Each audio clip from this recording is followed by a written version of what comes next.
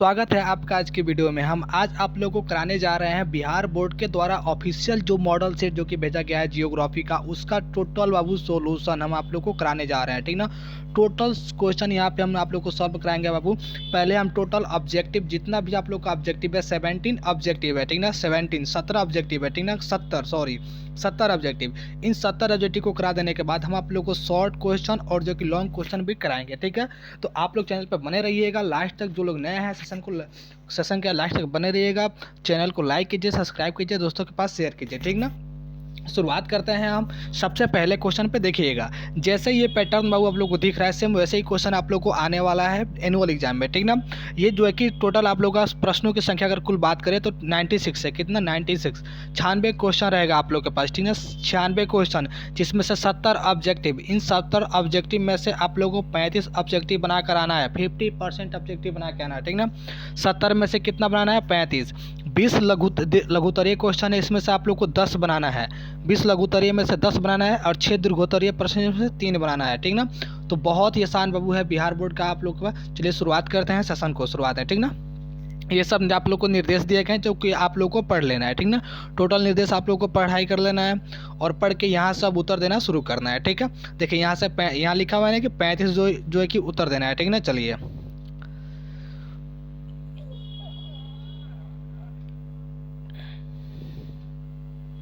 शुरुआत करते हैं पहला क्वेश्चन से, ठीक ना। बहुत ही सेशन तो बने रहेगा है कि नौ निश्चयवाद संकल्पना का प्रतिपादन किसने किया है, ठीक ना। नौ निश्चयवाद संकल्पना का प्रतिपादन किसने किया है?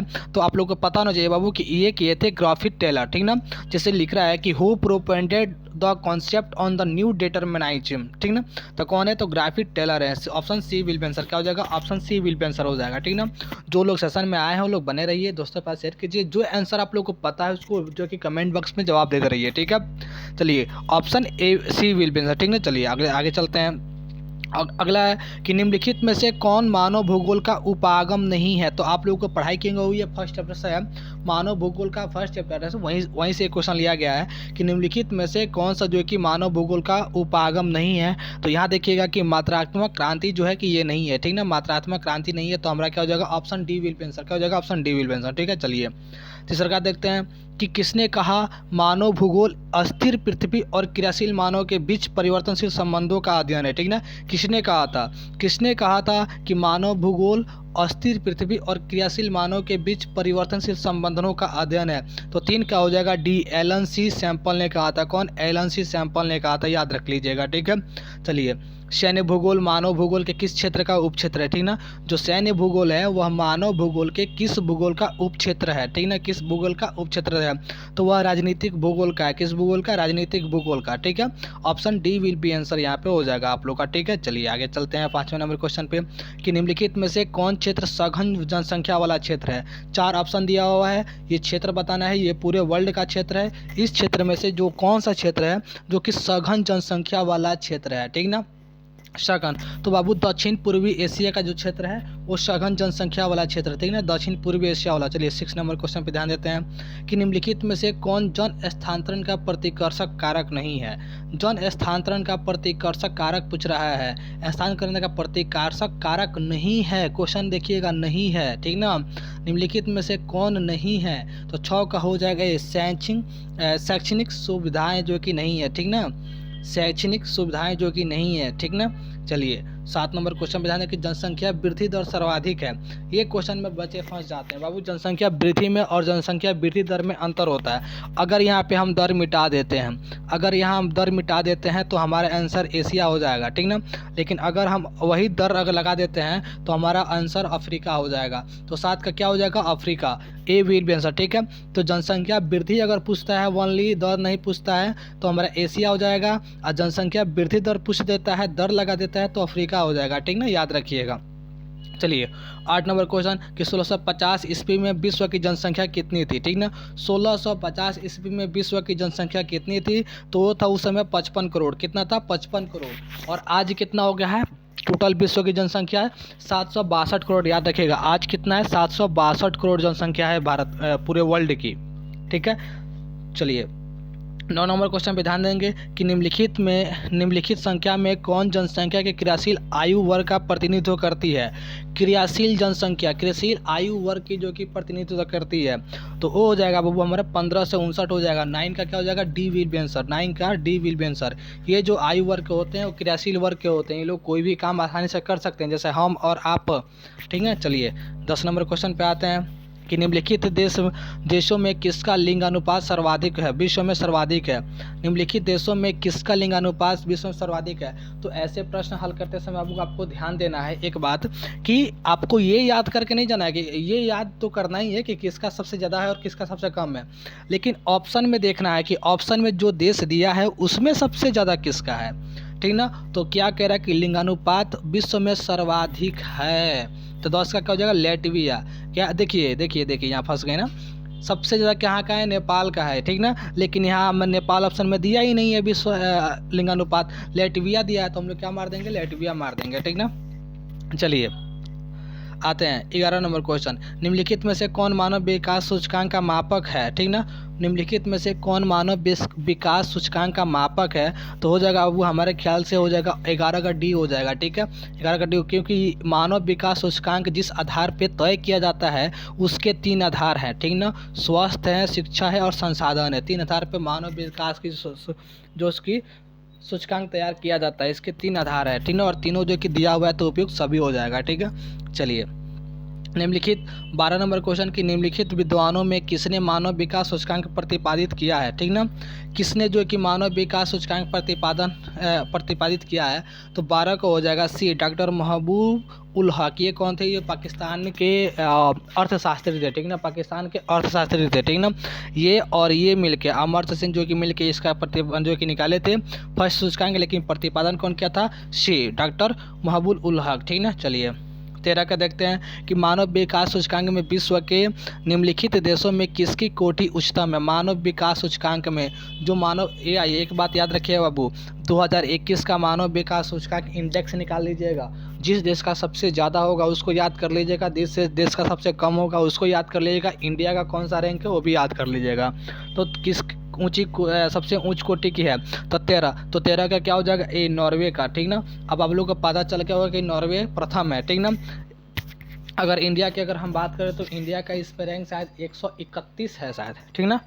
चलिए आगे आते हैं। फूलों की कृषि क्या कहलाती है, ये फूलों की कृषि क्या कहलाती है, 14 का क्या हो जाएगा, पुष्पोत्पादन कहलाती है। इसको अगर हम इंग्लिश में बात करते करें तो फॉर्लिकल्चर कहलाता है, ठीक ना। बाबू एक बात आप लोग को ज्योग्राफी में याद ध्यान देना है, वो ओनली फूलों का कृषि दिया हुआ है तो फूलों की कृषि पर मत रह जाइएगा। फूलों का कृषि को क्या कहते हैं, मत्स्य पालन को क्या कहते हैं, मधुमक्खी पालन को क्या कहते हैं, अंगूर की खेती को क्या कहते हैं, इन सारी खेती को याद कर लीजिएगा, ठीक ना। तब जाके आप लोग को जो कि बहुत बढ़िया एक जो कि ट्रैक ये याद होगा, ठीक है।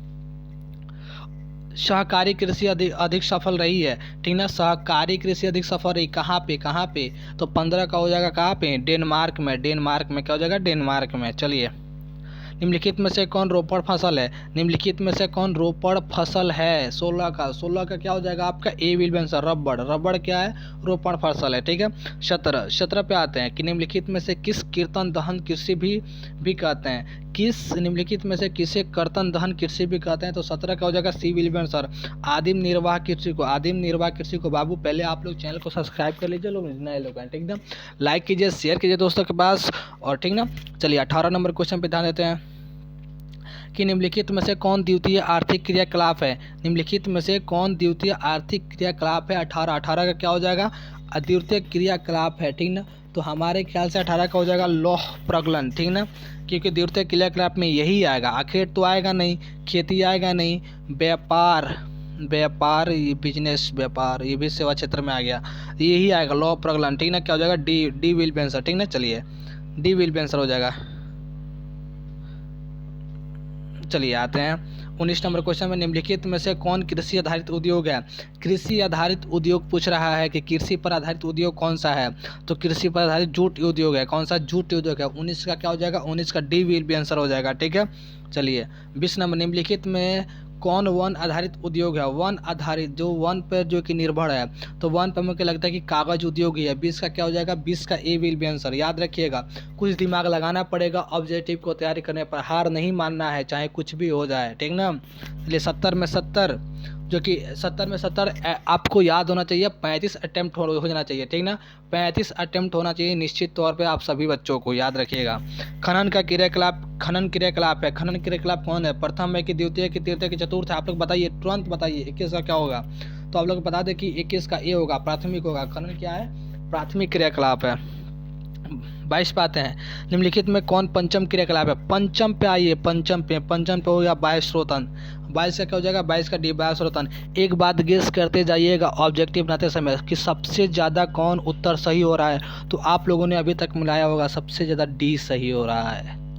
इस बात को ध्यान रखिएगा, सबसे ज़्यादा डी सही हो रहा है, सबसे ज़्यादा डी सही हो रहा है। इसका मतलब ये है कि जो क्वेश्चन का उत्तर हमें नहीं पता उसको डी मार के चले जाना है, ठीक है। लेकिन आपको याद करेगा, तुक्का आराम पे नहीं जीना है, तुक्का पे नहीं जीना है किसी भी बच्चों को, ठीक है। चलिए 23 पे आते हैं, रेल मार्ग का जाल का संगतम घनत्व कहाँ है? ठीक ना, रेल मार्ग के जाल का संगतम घनत्व है कहाँ पे? ठीक ना, 23। तो 23 का डी, संयुक्त राज्य अमेरिका। हमने बोला ना डी सही, ठीक ना। चलिए संयुक्त राज्य अमेरिका। चलिए आते हैं, आगे आते हैं। बृहद ट्रंक मार्ग संबंधित है, बृहद ट्रंक मार्ग संबंधित है, ठीक ना। बृहद ट्रंक मार्ग संबंधित है तो उत्तरी अटलांटिक समुद्री मार्ग से संबंधित है। कहाँ से? उत्तरी अटलांटिक समुद्री मार्ग से संबंधित है। 25 नंबर पे आते हैं, निम्नलिखित में कौन आंतरिक समुद्री पतन नहीं है? निम्नलिखित में से कौन समुद्री आंतरिक पतन नहीं है? 25 का हो जाएगा सी, एथेंस है। क्या है? एथेंस। 26 लेनिनग्राद किस प्रकार का पतन है? लेनिनग्राद किस प्रकार का पतन है? 26 का हो जाएगा सी, औद्योगिक पतन। क्या हो जाएगा? औद्योगिक पतन। चलिए 27 पे आते हैं, 27 विश्व व्यापार संगठन का मुख्यालय कहाँ है? कई बार बताया है हमने ज्योग्राफी पढ़ाते समय और पॉलिटी पढ़ाते समय। विश्व व्यापार संगठन का मुख्यालय कहाँ है? तो ये जिनेवा में है। कहाँ पे? जिनेवा में है। चलिए चैनल टनल जोड़ता है, वाह क्या क्वेश्चन है। और 28 नंबर क्वेश्चन, चैनल टनल जोड़ता है तो पेरिस को लंदन से जोड़ता है। कहाँ से? पेरिस को लंदन से जोड़ता है, याद रखिएगा। 29 नंबर क्वेश्चन, निम्नलिखित दक्षिण अमेरिकी देशों में कौन ओपेक का सदस्य है? ओपेक का सदस्य निम्नलिखित दक्षिण अमेरिकी देशों में से। दक्षिण अमेरिकी पता है ना, उत्तरी अमेरिकी, दक्षिण अमेरिकी। तो 29 का क्या हो जाएगा? D will answer, Venezuela. Venezuela की अगर हम बात करें तो यहाँ तेल बहुत सस्ता है, हर जगह पेट्रोल बहुत सस्ता मिलता है बाबू, बस आपका देश में महंगा मिलता है पेट्रोल। सीरिया में 15 रुपये लीटर है, सऊदी अरेबिया में 26 है, इराक में 23 रुपये लीटर है, इंडिया में 103 रुपये लीटर है। चलिए 30 नंबर पे आते हैं, लैटिन अमेरिकन इंटीग्रेशन एसोसिएशन का मुख्यालय कहाँ है? ये तो नया मिला है, सारे बच्चों के लिए नया मिला है, एक क्वेश्चन नया मिला है, सारे बच्चों के लिए क्वेश्चन नया मिला है। फिर भी इसको देखेंगे, लैटिन अमेरिकन इंटीग्रेशन एसोसिएशन का मुख्यालय कहाँ है? 30 का क्या हो जाएगा? ये मॉन्टेविडियो में है। कहाँ पे? मॉन्टेविडियो। चलिए ठीक है। 31 नंबर क्वेश्चन, निम्नलिखित आर्थिक क्रियाओं में कौन ग्रामीण अधिवासों से संबंधित है? निम्नलिखित आर्थिक क्रियाओं में कौन ग्रामीण अधिवासों से संबंधित है? तो हो जाएगा प्राथमिक। क्या हो जाएगा? प्राथमिक क्रियाकलाप में। प्राथमिक क्रियाओं में ग्रामीण अधिवास किसमें सम्मिलित है? जो कि प्राथमिक में है। चलिए 32 पे आते हैं, निम्नलिखित में कौन औद्योगिक नगर है? निम्नलिखित में कौन औद्योगिक नगर है? तो इसमें से कौन, हमको लगता है कि पीटर्सबर्ग होगा। 32 का बी, पीटर्सबर्ग। 32। चलिए 33, निम्नलिखित में से कौन इथोपिया की राजधानी है? इथोपिया की राजधानी कहाँ है? ठीक ना, ये क्वेश्चन पूछेगा आप लोग को। तो 33 का आपका हो जाएगा सिविल में Addis अबाबा the capital of Ethiopia, ठीक ना। चलिए निम्नलिखित में कौन परिवहन नगर है? निम्नलिखित में कौन है जो परिवहन नगर है? 34 का सिंगापुर हो जाएगा। Option A will be answer, ये परिवहन नगर है, याद रखिएगा। 35 पे आते हैं, निम्नलिखित में से कौन नियोजित नगर है? 35 का हो जाएगा ए, कैनबेरा है। कौन? Canberra, A will be answer हो जाएगा। चलिए 36 पे आते हैं, जल्दी 33, किस भाषा परिवार की जनसंख्या सबसे कम है? किस भाषा परिवार की जनसंख्या सबसे कम है? तो चीनी तिब्बत का 0.85% है। अगर हम द्रविड़ की बात करें तो 20%, ठीक ना। भारतीय यूरोपियन की अगर हम बात करते हैं तो ये 17% करके शायद है, ठीक ना। चलिए सैंतीस का हो जाएगा। सैंतीस का क्वेश्चन है कि 2011 की जनगणना के अनुसार भारत का जनसंख्या घनत्व था। भारत का जनसंख्या घनत्व कितना था? तो 37 का हो जाएगा ए 382 व्यक्ति वर्ग किलोमीटर। लेकिन याद रखिएगा, अब आप लोग को 2021 का पूछेगा, लेकिन 2021 में तो जनगणना हुआ ही नहीं। लेकिन क्या 2021 बीत गया? नहीं, अभी बीता नहीं है, लेकिन बीत जाएगा, ठीक है। और हुआ नहीं, ये इतिहास में लगता है पहली बार हुआ कि समय भी बीत गया और जनगणना भी नहीं हुआ। चलिए 38 नंबर क्वेश्चन में ध्यान देते हैं कि 2011 की जनगणना के अनुसार भारत के किस राज्य की जनसंख्या सबसे कम है? तो किस राज्य की जनसंख्या सबसे कम है? 38 ये भी आप लोग को याद रखना है। तो सिक्किम की जनसंख्या सबसे कम है। और फिर अगर जनसंख्या घनत्व तो बोले तो अरुणाचल प्रदेश का सबसे कम है, ठीक ना। चलिए 49 नंबर क्वेश्चन, 2011 की जनगणना के अनुसार किस राज्य की जनसंख्या घनत्व सबसे सर्वाधिक है? किस राज्य की जनसंख्या घनत्व सर्वाधिक है? तो ऑप्शन से मिलाइएगा तो इसमें बिहार हो जाएगा। सेकंड की बात करें तो इसमें पश्चिम बंगाल हो जाएगा, ठीक ना। चलिए 40 नंबर क्वेश्चन की किस राज्य में सर्वाधिक संख्या में अप्रवासी आते हैं? किस राज्य में सबसे सर्वाधिक संख्या में अप्रवासी आते हैं? तो 40 का आपका हो जाएगा। 40 का हो जाएगा महाराष्ट्र में जो कि अप्रवासी आते हैं। चलिए 41 नंबर क्वेश्चन, भारत में पुरुष प्रवास की प्रमुख धारा क्या है?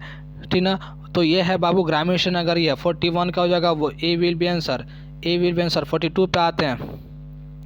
मानव विकास सूचकांक में भारत के निम्नलिखित राज्यों में से किसकी कोटि उच्चतम है? भारत क्या गया? भारत में तो हमारा केरल हो जाएगा। 42 का D will be answer Kerala. चलिए 43, निम्नलिखित केंद्र शासित प्रदेशों में किसकी साक्षरता दर उच्चतम है? तो किसकी साक्षरता दर सबसे उच्चतम है? 43 का डी लक्षद्वीप का साक्षरता दर सबसे उच्चतम है। तो मतलब कि दिल्ली में भी पढ़े लिखे लोग नहीं है सबसे ज़्यादा। अरे दिल्ली ऑप्शन ही में नहीं है भाई। चलिए 44, निम्नलिखित नगरों में से कौन नदी तट पर अवस्थित नहीं है? जो कि नदी तट पर अवस्थित, कलकत्ता तो नदी के किनारे है, हुगली भी, कलकत्ता भी, पटना भी, भोपाल तो हमारा भोपाल हो जाएगा। भोपाल नदी के किनारे नहीं है। 44 का डी। चलिए 45, निम्नलिखित में से कौन खनन नगर है? निम्नलिखित में से कौन खनन नगर है? तो इसमें हमको सिंगरौली जो कि खनन नगर है, ठीक ना, खनन नगर है सिंगरौली। चलिए 45 सी। 46 में हरित क्रांति संबंधित है। हरित क्रांति किस खाद्यान्न उत्पादन से संबंधित है? 46 का option A will be answer. चलिए 47, निम्नलिखित में से कौन रेशेदार फसल नहीं है? रेशेदार फसल नहीं है, option C will be answer. Coffee जो कि रेशेदार नहीं है, इसी तरह दिख रहा है। चलिए 48, निम्नलिखित राज्यों में से कौन चाय उत्पादक नहीं है? तो चाय उत्पादक राजस्थान नहीं है, सही दिख रहा है, शापे नहीं है। 48 का डी। चलिए निम्नलिखित में से कौन खदान है? कौन इसमें खदान है, ठीक ना, कौन खदान है पूछ रहा है, ठीक ना। तो 49 का आपका हो जाएगा मक्का इसमें खदान है, ठीक है। चलिए निम्नलिखित राज्यों में से कौन कपास उत्पादक नहीं है? कपास का उत्पादक की अगर हम बात करते हैं तो ये हिमाचल प्रदेश कपास का उत्पादक नहीं है, ठीक है। 51 पे आते हैं, निम्नलिखित में से कौन भारत का सबसे लंबा राष्ट्रीय राजमार्ग है? सबसे लंबा हम लोग 44 हो गया है ना, 44 हो गया। 51 का बी। चलिए 52 पे आते हैं, जल है। जल इसमें से क्या है? याद रखिएगा, जल जैव संसाधन है कि अजैव संसाधन है कि न्यूक्लियर संसाधन, इनमें से कोई नहीं। चलिए option D will be answer. 53, केंद्र सरकार की हरियाली प्रोजेक्ट संबंधित है। जो केंद्र सरकार के द्वारा जो हरियाली प्रोजेक्ट जो चलाई गई है वो किसी से संबंधित है? तो 53 को जगह सी। ए और बी, वायु संरक्षण से भी और जल संरक्षण से भी ये संबंधित है, ए और बी दोनों से। चलिए 54 नंबर क्वेश्चन, निम्नलिखित में से कौन ऊर्जा का अनवीकरणीय स्रोत है? निम्नलिखित में से कौन ऊर्जा का अनवीकरणीय स्रोत है? 54 का हो जाएगा ए विल बी आंसर। क्या हो जाएगा? ए, तापीय ऊर्जा। चलिए 55 नंबर क्वेश्चन देखते हैं कि हीराकुंड परियोजना अवस्थित है। हीराकुंड परियोजना स्थित है। 55 नंबर क्वेश्चन का उत्तर हो जाएगा ए, ओडिशा में। कहाँ पे? ओडिशा में। चलिए 56 नंबर क्वेश्चन में ध्यान दें, निम्नलिखित राज्यों में से किस पर काकरापार नाभिकीय ऊर्जा केंद्र अवस्थित है? काकरापार गांव का नाम आ गया। कापरापार, झापरापार, काकरापार, ठीक ना। चलिए निम्नलिखित राज्यों में से किस में काकरापार नाभिकीय ऊर्जा केंद्र अवस्थित है? ठीक ना। फिर 56 को जगह सी, गुजरात में। कहाँ पे? गुजरात में। खेतड़ी तांबा क्षेत्र राज्य में स्थित है। खेतड़ी तांबा किस राज्य में स्थित है? 57 नंबर क्वेश्चन क्या हो जाएगा? डी, राजस्थान में। कहाँ? राजस्थान में। बोकारो इस्पात केंद्र है। बोकारो कहाँ का इस्पात केंद्र है, ठीक ना। बोकारो इस्पात केंद्र है। कौन सा इस्पात केंद्र है? वो मिश्रित क्षेत्र का या निजी क्षेत्र का या सार्वजनिक क्षेत्र का? तो 58 का क्या हो जाएगा? सी, सार्वजनिक क्षेत्र का, सरकारी है। चलिए निम्नलिखित कोयला खदानों में कौन झारखंड में नहीं है? इसमें बताइएगा कौन झारखंड? बोकारो झारखंड में है कि नहीं है? झरिया, सिंगरौली झारखंड में नहीं है। 59 का डी हो जाएगा। 59 का डी हो जाएगा। चलिए निम्नलिखित राज्यों में से किस में प्रमुख तेल क्षेत्र स्थित है? प्रमुख तेल क्षेत्र स्थित है निम्नलिखित में से किस राज्य में? तो असम में। असम के डिगमोई में मिला था। 60 का ए सी हो जाएगा, ठीक है ना, पता होना चाहिए आप लोग को। 61 निम्नलिखित नई औद्योगिक नीति की घोषणा कब की गई थी? नई औद्योगिक नीति की घोषणा कब की गई थी? तो 1991 में की गई थी, आप लोग को पता होना चाहिए। चलिए, निम्नलिखित में कौन औद्योगिक अवस्थापना का प्रमुख कारक है? अवस्थापना का प्रमुख कारक है, ठीक ना। तो 62 का हो जाएगा आपका, हमारे ख्याल से इनमें से सभी हो जाएगा, बाजार भी, पूंजी और ऊर्जा भी। चलिए, 63 भारत में वायु परिवहन सेवा शुरुआत की गई थी। भारत में वायु परिवहन की सेवा कब शुरुआत की गई थी? तो 63 का हो जाएगा, बी विल बी आंसर। क्या हो जाएगा? बी, 1911 में। कहाँ पे? 1911 में। 64 निम्नलिखित में से कौन पूर्व मध्य रेलवे मंडल का मुख्यालय है? 64 का क्या हो जाएगा? 64 का हो जाएगा, निम्नलिखित में से कौन पूर्व मध्य रेलवे था? हमारा पूर्व मध्य की अगर हम बात करें तो हाजीपुर हो जाएगा। क्या? हाजीपुर हो जाएगा। चलिए, दक्षिण गलियारा जोड़ता है। बहुत बढ़िया क्वेश्चन है बाबू। उत्तर गलियारा जोड़ता है। 65 का हो जाएगा सी। श्रीनगर को कन्याकुमारी से जोड़ता है। 66 तूतीकोरिन पत्तन कहाँ स्थित है? तूतीकोरिन पत्तन कहाँ स्थित है? तो तमिलनाडु में स्थित है, तमिलनाडु में। 67 अम्ल वर्षा का कारण है। अम्ल वर्षा का कारण क्या है? 67 का देखिएगा, तो वायु प्रदूषण है। क्या? वायु प्रदूषण है। मत कीजिए वायु प्रदूषण, गाड़ी मत चलाइए, इसलिए तो पेट्रोल महंगा किया है सरकार। समझ नहीं आता आप लोग को, ठीक ना। 68 नंबर देखिएगा, 2010 से 2011 में निम्नलिखित में से कौन भारत का सबसे बड़ा व्यापारिक भागीदारी था? 10 से 11 की बात कर रहा है 68 नंबर क्वेश्चन, तो इसमें आपका हो जाएगा बी, चीन था। 10 से 11 की बात कर रहा है इसीलिए। चलिए, अब तो चीन का नामो निशान नहीं है। 69 कह रहे हैं कि ध्वनि प्रदूषण का प्रमुख स्रोत क्या है? ध्वनि प्रदूषण का प्रमुख स्रोत क्या है? तो डी हो जाएगा, इनमें से सभी हो जाए। ध्वनि प्रदूषण उद्योग से भी होता है, मोटर वाहन, लाउड स्पीकर से भी होता है। चलिए, 70 नंबर और लास्ट क्वेश्चन है ये हमारे ख्याल से, ठीक है। प्रतिकर्षक और अपकर्षक कारक उत्तरदायी हैं किसके लिए? ठीक ना, तो ये प्रवास के लिए उत्तरदायी होते हैं। तो ये रहा आपका ज्योग्राफी का टोटल आप लोग का 17 क्वेश्चन, ठीक ना। अब इसके बाद से हम बहुत जल्द ही आप लोग को लेके आएंगे इसका सॉल्यूशन, ठीक ना, सब्जेक्टिव और ऑब्जेक्टिव सभी का। तो आप लोग जो है कि शेयर कीजिए, लाइक कीजिए, सब्सक्राइब कीजिए। जो लोग नए लोग हैं चैनल को ठोक के सब्सक्राइब कीजिए और लाइक कीजिए, ठीक है। दोस्तों के पास शेयर कीजिए। Thank you so much.